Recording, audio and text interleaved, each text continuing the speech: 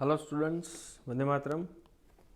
Welcome to all of you in the session number 2 of chapter number 22, Chemical Control and Integration. Cooperation, regulations, chemical के support से किस तरह से होता है, जो यूनिट नंबर 5 ह्यूमन फिजियोलॉजी के अंदर इंक्लूड किया गया है. इन द प्रीवियस सेशन हम लोगों ने हाइपोथैलेमस का स्ट्रक्चर्स क्या है, कौन कौन से हार्मोन्स सिक्रेट होते हैं, वो सब डिस्कस किया था. नेक्स्ट सबसे most important gland pituitary gland, जिसको कभी कभार मास्टर ग्लैंड के नाम से भी कंसिडर किया जाता है. Okay, now pituitary gland are located just below the hypothalamus. Hypothalamus के नीचे पिट्यूटरी ग्लैंड का एग्जैक्ट लोकेशन है. Pituitary gland is located in a bony cavity. Bones के बीच में एक कैविटी होगी, जो बॉन्स का नाम है स्पिनोइड बॉन. अब समझ लो ऐसे बॉन है और ये बॉन के अंदर का ये एक कैविटी है. तो स्पिनोइड बॉन की जो कैविटी है उसका नाम है सेला टर्सिका.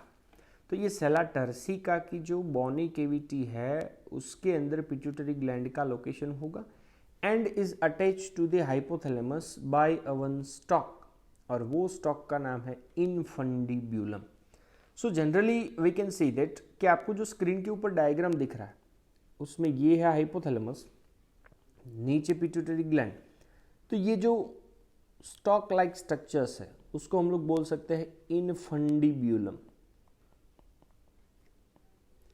और इनफंडिब्यूलम का काम है पिट्यूटरी ग्लैंड और हाइपोथैलेमस दोनों को एक दूसरे के साथ कंबाइन करके रखना, जोड़ के रखना.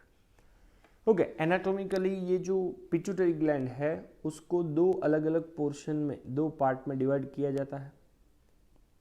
फर्स्ट है adeno hypophysis and second one is the neuro hypophysis. अब एडिनो हाइपोफाइसिस और न्यूरो हाइपोफाइसिस, तो उसमें पहला पोर्शन डिस्कस कर लेते हैं, एडिनो हाइपोफाइसिस, जिसके दो अलग अलग पार्ट्स है, दो अलग अलग पोर्शन है.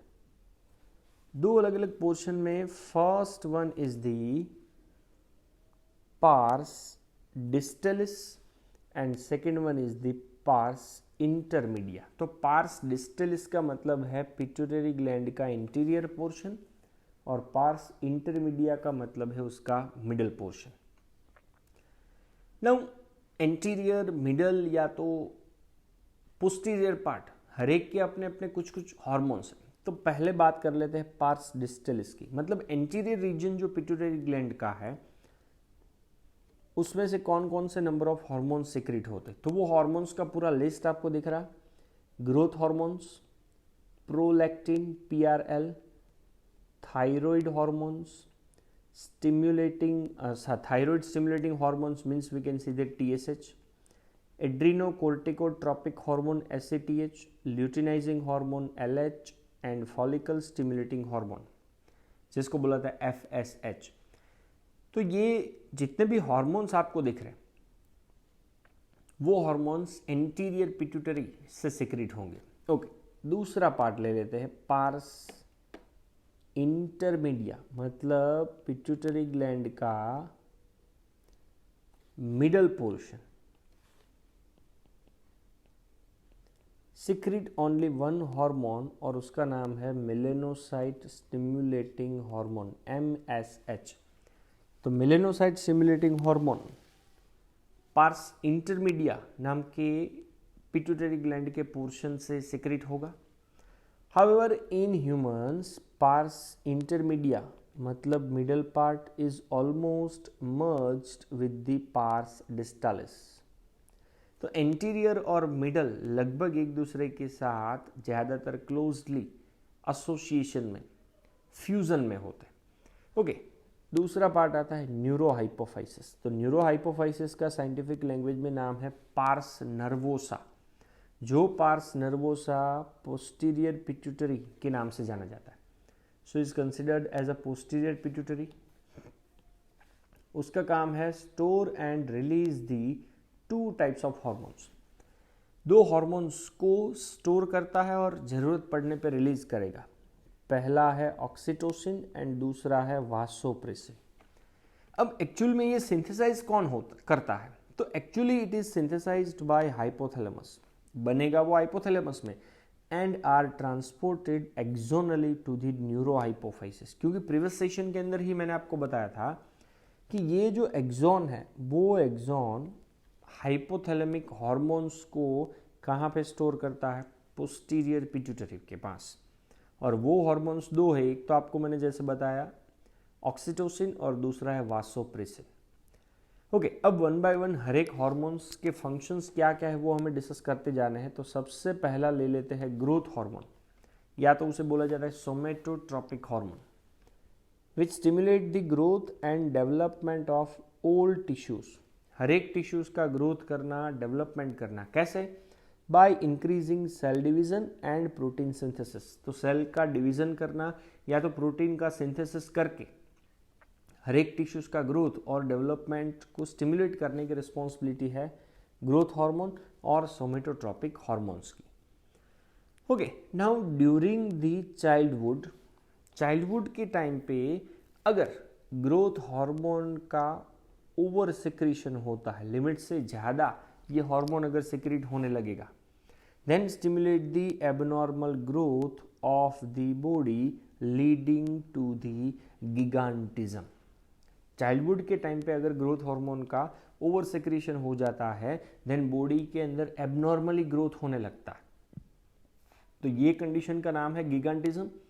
एंड ड्यूरिंग चाइल्डहुड अगर ग्रोथ हार्मोन का सिक्रीशन लो होता है, लिमिट से कम, in stunted growth, reduced growth resulting in pituitary dwarfism.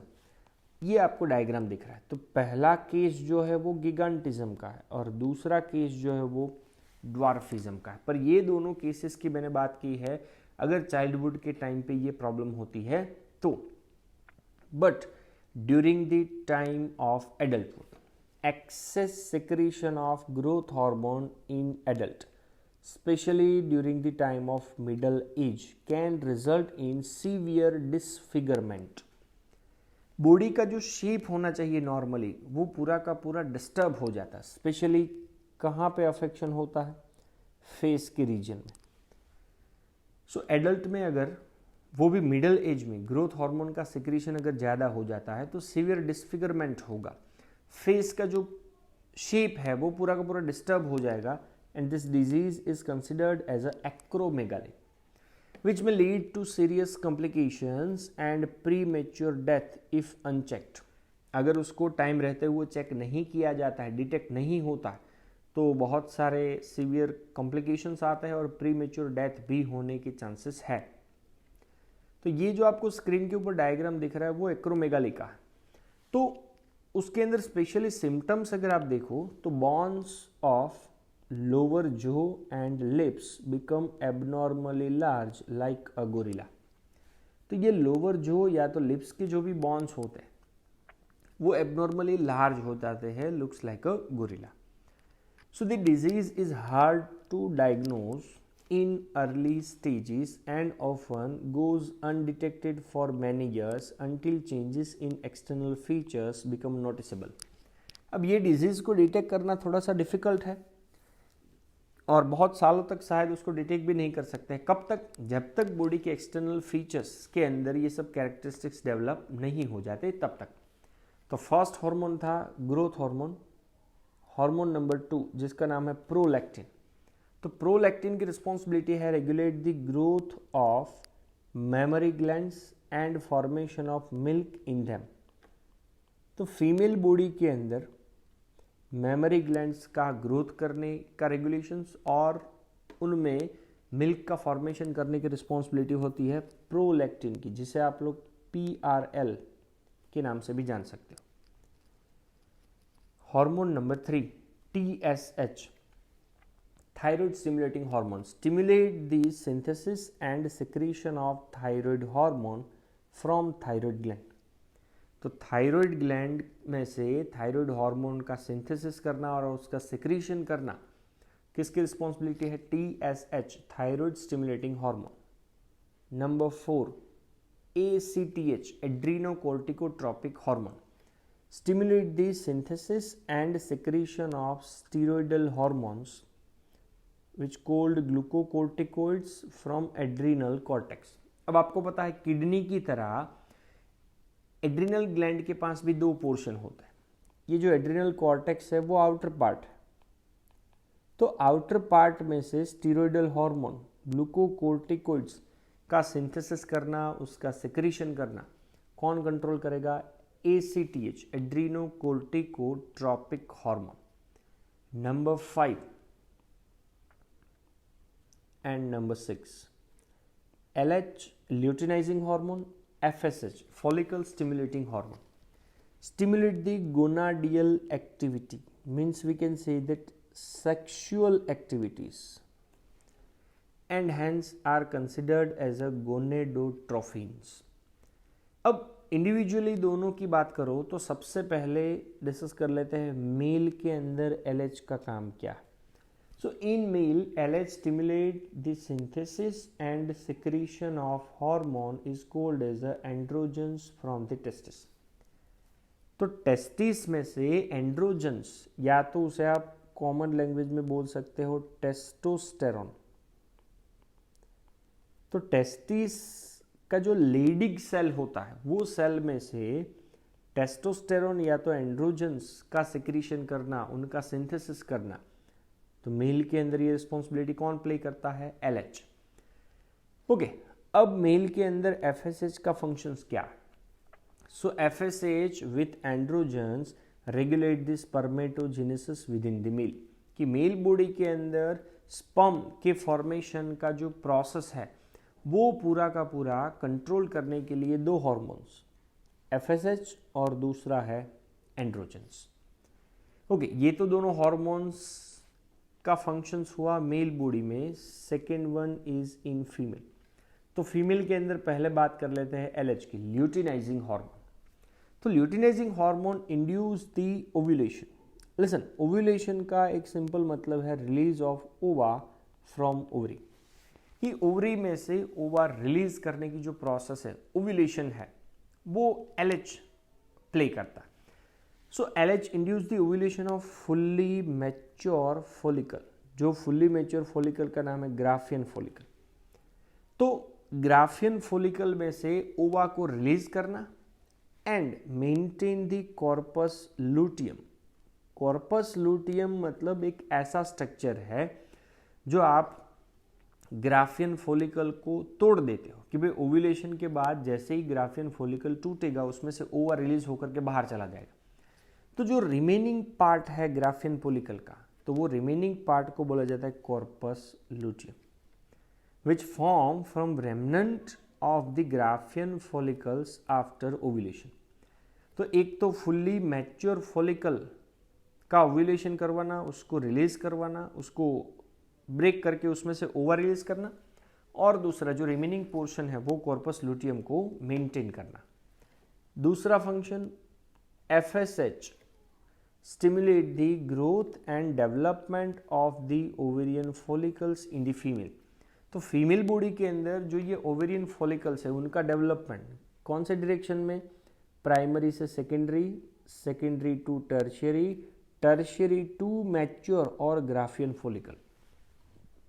तो ये फॉलिकल्स का जो डेवलपमेंट है या तो उसका जो ग्रोथ है वो फीमेल बॉडी के अंदर कौन रेगुलेट करता है? FSH. तो ये 6 हार्मोन्स के फंक्शंस हो जाते हैं जो एंटीरियर पिट्यूटरी से सिक्रीट होते हैं. मिडल की बात करो, MSH, melanocyte stimulating hormone, which are act on melanocyte. So melanocyte is the melanin containing cells, और we can say that pigment containing cells. अब पिगमेंट कंटेनिंग सेल्स है which regulate the pigmentation of the skin. तो skin की जो pigmentations है वो control करने की रिस्पॉन्सिबिलिटी प्ले करता है MSH, melanocyte stimulating hormones. Okay, एक ही था जो मिडल पार्ट से सिक्रीट होता था, बाकी के जो 2 हार्मोन्स हैं वो पोस्टीरियर पिट्यूटरी से सिक्रीट होंगे, जिसमें पहला है oxytocin, which act on smooth muscles of our body and stimulate their contractions. अब जितने भी स्मूथ मसल्स हैं वो मसल्स आपको पता है इनवॉलेंटरी है। इनवॉलेंटरी मतलब हमारे कंट्रोल में नहीं है वो, उसको डायरेक्टली कौन करता है, कंट्रोल एएनएस। तो जरूरत पड़ने पे हम उनका कॉन्ट्रैक्शंस नहीं कर सकते। So oxytocin act on smooth muscles of our body and stimulates their contractions. तो स्पेशली वो कब काम में आता है, तो फीमेल बॉडी के अंदर it stimulate a vigorous maximum contractions of uterus at the time of child birth and milk ejection from the mammary glands. तो चाइल्ड का जब बर्थ करवाना होगा तो फीमेल बॉडी के यूटेरस में जो स्मूथ मसल्स होते हैं उनका विगरस कॉन्ट्रैक्शंस करना, एकदम स्ट्रांगली कॉन्ट्रैक्शंस किया जाता है ताकि चाइल्ड का बर्थ हो सके, एज वेल एज दूसरा मिल्क का इजेक्शन होना फ्रॉम मेमरी ग्लैंड्स। तो ये रिस्पॉन्सिबिलिटी होती है ऑक्सीटोसिन की। वैसे ही एक दूसरा हार्मोन है vasopressin. So vasopressin mainly acts at the kidney and stimulate the resorption of water. Resorption बोल सकते हो या तो आप reabsorption बोल सकते हो। तो water and electrolytes by the distal tubules and thereby reduce the loss of water through the urine. तो वासोप्रेसिन का काम है किडनी का जो डिस्टल ट्यूब्यूल्स है उनमें से मैक्सिमम वाटर और इलेक्ट्रोलाइट सॉल्ट को एब्जॉर्ब करने लगता है। अब ऑब्वियसली सॉल्ट और वाटर एब्जॉर्ब होगा तो वाटर का जो लॉस है, यूरिन के फॉर्म में होने वाला वाटर का जो लॉस है उसको हम लोग रिड्यूस कर सकते हैं। तो वो प्रोसेस का नाम है डायूरेसिस। तो ये डायूरेसिस को वासोप्रेसिन प्रिवेंट कर रहा है। Because of this reason vasopressin is also considered as a anti diuretic hormone, जिसे शॉर्ट फॉर्म में कभी कभार एडीएच के नाम से भी जाना जाता है। So an impairment affecting synthesis or release of ADH। अब कभी कभार क्या होता है, ADH का सिंथेसिस करना या तो उसको रिलीज करने वाली जो प्रोसेस है उसके अंदर कुछ ना कुछ डिस्टर्बेंस आ गया, which are result in diminished ability of the kidney to conserve the water. जो वाटर कंजर्व करने की किडनी की कैपेबिलिटी थी उसको थोड़ा सा कम कर देगी, डिक्रीज कर देगी। अब आप सोचो कि किडनी की जो वाटर कंजर्व करने की कैपेबिलिटी थी वो अगर कम हो गई तो वाटर का लॉस होगा एंड डिहाइड्रेशन जैसे सिचुएशन क्रिएट होगी। तो एडीएच की डेफिशिएंसी की वजह से वाटर का लॉस या तो डिहाइड्रेशन जैसे सिचुएशन को साइंटिफिक लैंग्वेज में बोला जाता है diabetes insipidus. So diabetes insipidus is considered as a deficiency of ADH, result in decrease the ability of kidney to conserve the water, which leading to the water loss and dehydration is considered as a diabetes insipidus. So this all are related with the pituitary gland, उसमें से secrete होने वाले hormones और उनके अलग अलग functions। Thank you very much. जय हिंद।